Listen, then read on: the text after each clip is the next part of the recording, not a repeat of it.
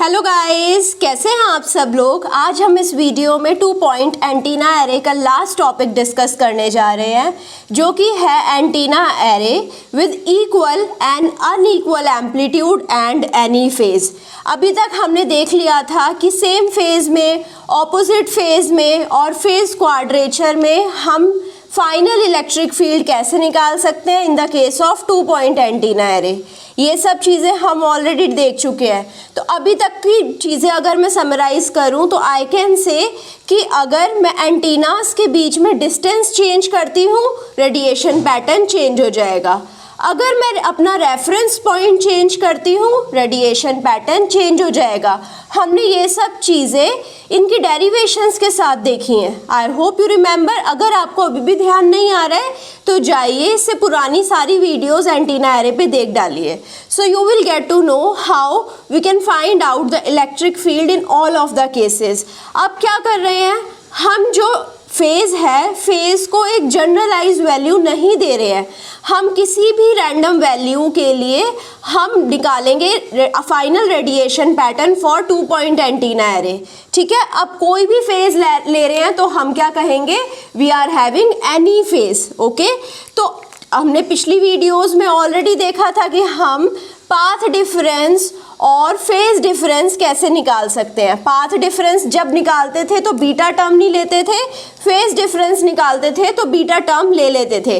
तो अब मैं फेज डिफरेंस की बात करूं, फेज डिफरेंस को साई से डिनोट करा था और psi was equal to beta D cos phi जब हमारे एंटीना 1 और एंटीना 2 फेज में थे।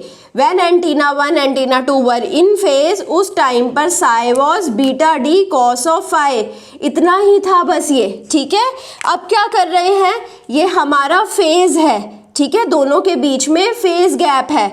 वी न्यू एंटीना 1 से जब रेडिएशन जाएंगी, पॉइंट यहाँ पर है, मान लीजिए this is the point P। तो अगर एंटीना 1 से पॉइंट P तक जाएंगी तो वो रेडिएशंस पहले पहुंच जाएंगी। एंटीना 2 वाली रेडिएशंस को ज़्यादा डिस्टेंस ट्रेवल करना पड़ रहा है तो ये लेट पहुंचेंगी। तो एंटीना 1 की रेडिएशंस लीड कर रही थी, एंटीना 2 की रेडिएशंस लैग कर रही थी। सारा ही कॉन्सेप्ट पुराने वाला है। दोनों के बीच में डिस्टेंस D लिया है, रेफरेंस पॉइंट सेंटर पे ले लिया है। तो रेफरेंस से एंटीना 1 तक डिस्टेंस D/2, रेफरेंस से एंटीना 2 तक डिस्टेंस D/2। अब आती है बात पाथ डिफरेंस की। पाथ डिफरेंस निकालने के लिए मैं एक परपेंडिकुलर ड्रॉप कर दूंगी। ये मेरा परपेंडिकुलर हो गया, ये एंगल साई है, ये एंगल साई है। ठीक है, सिमिलरली यहाँ से भी जो एंगल बन रहा है, चलो फाई ले लेते हैं क्योंकि साई तो हम यहाँ पर ले रहे हैं, तो एंगल को फाई ले लेते हैं। तो ये एंगल जो है वो फाई है। तो फिर अगर हमारा ये डिस्टेंस D/2 है, ये भी डिस्टेंस D/2 है, टोटल डिस्टेंस क्या हो गया, D। टोटल डिस्टेंस D है, ये एंगल 90 डिग्री है, ये तो राइट एंगल ट्रायंगल है हमारा। ये डिस्टेंस D है, तो ये डिस्टेंस क्या आ जाएगा, ठीक है, ये हो जाएगा base D cos of phi. ये हो जाएगा हमारा पाथ डिफरेंस। अब इस पॉइंट से अगर रेडिएशन जाएगी और इस पॉइंट से रेडिएशन जाएगी तो सेम टाइम पे पहुंच जाएगी। ठीक है, तो इतना जो है वो पाथ डिफरेंस है एंटीना 1 और एंटीना 2 का। अगर इसको फेज डिफरेंस निकालना हो तो बीटा टर्म से मल्टीप्लाई कर दूंगी। बीटा क्या होता है, बीटा होता है 2π/λ। ये बीटा होता है। ठीक है, तो अब हमें पता लग गया ये है फेज डिफरेंस। अगर मैं एंटीना 1 और एंटीना 2 को इन फेज मान रही हूँ, बट मैंने क्या करा है, मैंने कहा है कि कोई भी फेज डिफरेंस हो सकता है। ठीक है, एक हम जनरल फॉर्मूला निकाल लेंगे जिसमें हम कोई भी फेज ले रहे हैं। तो हम क्या करेंगे, एक कोई भी वैल्यू अल्फा ऐड कर देंगे तो ये एनी फेज हो चुका है अब। ठीक है, अब हम जब इसकी इलेक्ट्रिक फील्ड के बारे में बात कर रहे थे, हमने क्या कहा, सेम एम्पलीट्यूड है। सेम एम्पलीट्यूड विच मीन्स ये केस कौन सा है, सेम एम्पलीट्यूड का और एनी फेज का केस है। फेज तो हमने कोई भी फेज ले लिया, यहाँ पर एक अल्फा टर्म ऐड कर कर। सेम एम्पलीट्यूड का मतलब मैंने आपको पहले भी बताया था, current through antenna 1 is equal to current through antenna 2, इसको I0 ले लिया। ठीक है, अब एंटीनास की जब भी हम डेरिवेशन करते हैं तो मैंने आपको एक अजम्पशन बताई थी कि दोनों के इम्पीडेंस सेम होने चाहिए, क्योंकि हम यहाँ पर 2 पॉइंट एंटीना एरे ले रहे हैं। तो impedance of antenna 1 is equal to impedance of antenna 2 is equal to Z0। Current same है, इम्पीडेंस सेम है, ओम्स लॉ लगा देंगे, E is equal to I Z हो जाएगा। तो I can say E1 is equal to E2 is equal to E0। तो मुझे पता लग गया दोनों की इलेक्ट्रिक फील्ड सेम है। ठीक है, अब ये वाला लीड कर रहा है कितने फेज से, ये d/2 है, इसका फेज निकालेंगे तो यहाँ तक आएगा, d/2 कॉस ऑफ साई आ जाएगा ये डिस्टेंस। सो ये d/2 कॉस ऑफ साई क्या रिप्रेजेंट कर रहा है, ये रिप्रेजेंट कर रहा है मेरा साई/2। d/2 cos of phi is equal to साई/2। तो मेरा फेज क्या है, रेफरेंस को अगर मैं सेंटर पे बना दूं, तो अगर मुझे 1 को बनाना होगा तो ये मैं बनाऊंगी E0 e raise to power j साई/2, ये हो जाएगा एंटीना 1। एंटीना 2 को बनाना होगा तो E0 e raise to power minus j साई/2, तो ये हो जाएगा एंटीना 2, ये हो जाएगा रेफरेंस। ठीक है, अब साई की वैल्यू हमने ये ले ली है जो कि है any phase.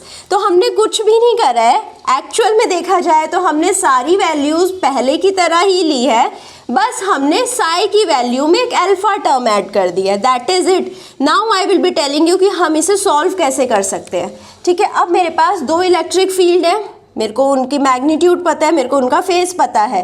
Resultant electric field निकालनी होगी, इसे ई डैश ले लेते हैं। रिजल्टेंट इलेक्ट्रिक फील्ड क्या होएगी, इसका मैग्नीट्यूड प्लस फेज प्लस इसका magnitude plus phase. So E0 e raise to power j साई/2 plus E0 e raise to power minus j साई/2। अब क्या कर सकते हैं, हम E0 को कॉमन ले सकते हैं। अब क्या, अगर E0 को कॉमन ले लिया तो फिर क्या कॉमन बचा है, e raise to power j साई/2 plus e raise to power minus j साई/2, ये बचा है हमारे पास। अब हमें कॉस का फॉर्मूला पता है ऑलरेडी। कॉस का फॉर्मूला क्या होता है, if I have cos of theta I can represent it as e raise to power j theta plus e raise to power minus j theta upon 2। ठीक है, तो अगर मुझे e raise to power j theta plus e raise to power minus j theta की terms में कुछ question given हो तो मैं उसे कैसे लिख सकती हूँ, 2 कॉस ऑफ थीटा। 2 को इधर ले आऊंगी तो मेरे पास यहाँ पर e raise to power j theta plus e raise to power minus j theta ही बचता है। तो अगर मैं इससे कंपेयर करूँ, ये क्या है, e raise to power j साई/2 plus e raise to power minus j साई/2। ठीक है, तो अगर मैं थीटा को साई/2 ले लूँ तो मैं इसे कॉस की टर्म्स में रिप्रेजेंट कर सकती हूँ। How I can represent it, so E dash will be equal to, E0 को एज इट इज ले लेंगे, इस टर्म को कैसे लिख सकते हैं, 2 कॉस साई अपॉन 2। ठीक है, अब साई क्या है, साई की वैल्यू तो हमें पता है, beta D cos phi plus alpha. तो E1 डैश क्या हो गया, 2E0 कॉस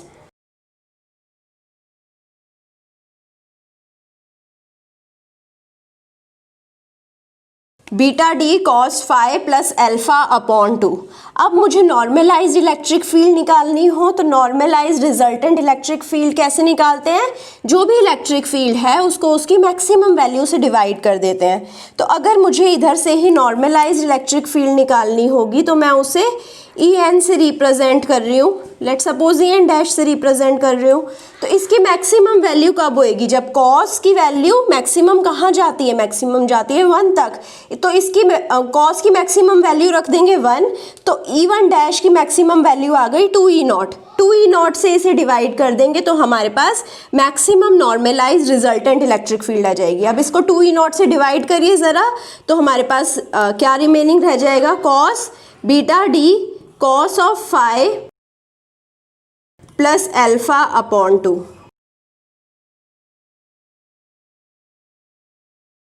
ठीक है, ये आ गया हमारा ई नॉर्मलाइज्ड।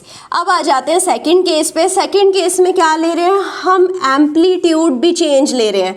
हम ले रहे हैं कि हमारे पास अनइक्वल एम्पलीट्यूड है और एनी फेज है। एनी फेज का कंडीशन तो मुझे पता है, साई ले लेंगे beta D cos phi plus alpha. तो ये कंडीशन मेरा रिप्रेजेंट कर रहा है एनी फेज को।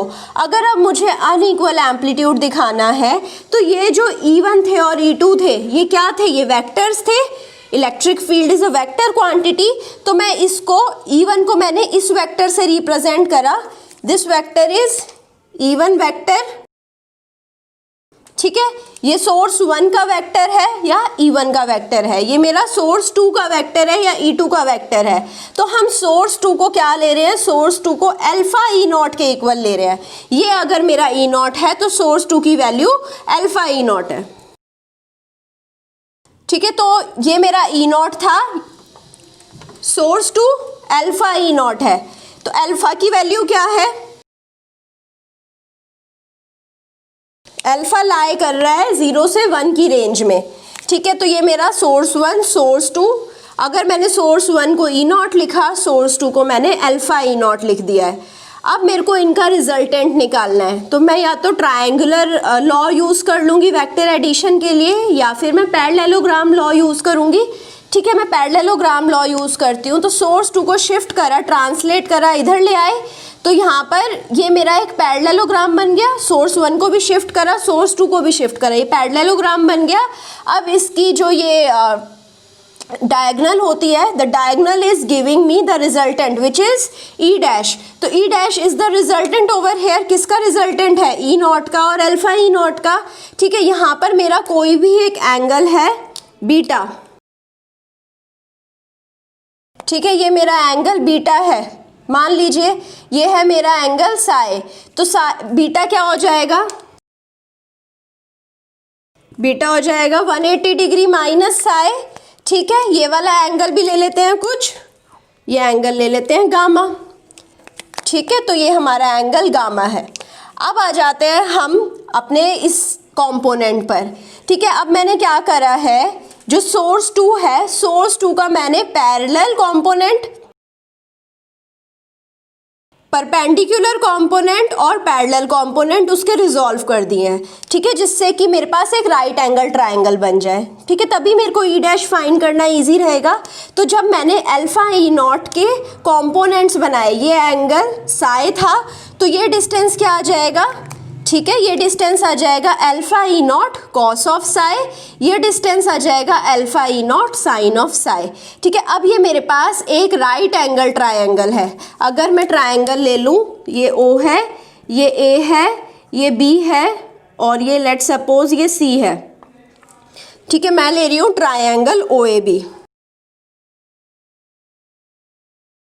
ठीक है, we are using the Pythagoras theorem. Pythagoras theorem के लिए अगर मुझे ई डैश का स्क्वायर निकालना हो, ई डैश का स्क्वायर, ये हमारा हाइपोटेन्यूज है, हाइपोटेन्यूज का स्क्वायर होगा इक्वल टू बेस का स्क्वायर। अब बेस क्या है, E not plus alpha E not cos of phi, इसका स्क्वायर, प्लस हाइट, हाइट क्या है, alpha E not sine of Sai.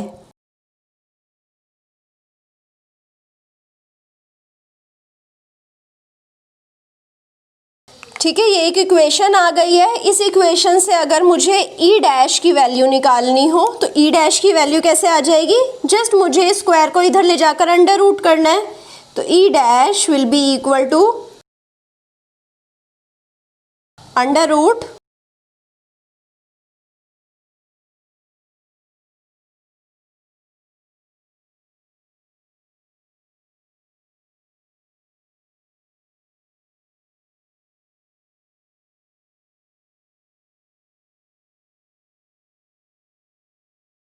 E dash हो गया under root E not plus alpha E not cos of psi square plus alpha E not sine of psi square, ये आ जाएगा मेरा ई dash.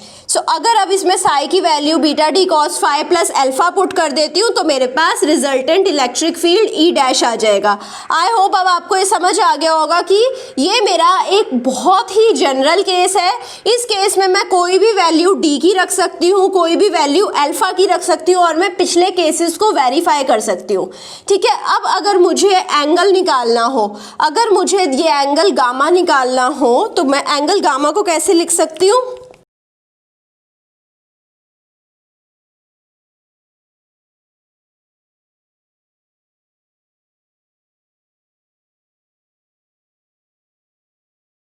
tan of gamma हो जाएगा alpha E not sine of psi plus E nought upon E not plus alpha E not cos of psi. तो perpendicular upon base, base में क्या है E not plus alpha E not cos of psi. अब क्या कर सकते हैं, इसमें से हम ई नॉट कॉमन ले सकते हैं,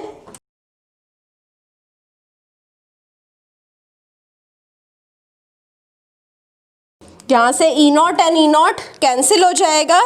अगर अब हमें गामा लिखना हो तो गामा को कैसे लिख सकते हैं, tan इनवर्स